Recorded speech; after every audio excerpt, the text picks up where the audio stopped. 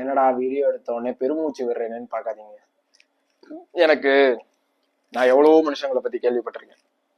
இந்த மாதிரி ஒரு மனுஷனை பத்தி நான் கேள்வியே பட்டதில்லை. இவரை பத்தி கதைகள்லாம் படிக்கும் போது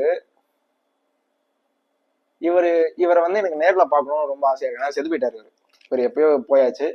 இருந்தாலும் இப்ப அவர் ஃபேமிலியில யாராவது ஒருத்தர் இருந்தாங்கன்னா போய் நேர்ல பார்க்கணும்னு ஆசையா இருக்கு.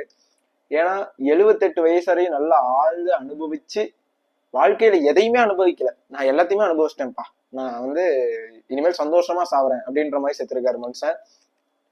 யாரை பத்தி பேசுறேன் நான் பேர் சொல்ல மாட்டேன், ஏன்னா பேர் சொன்னா கன்ஃபியூஸ் ஆயிடுவீங்க.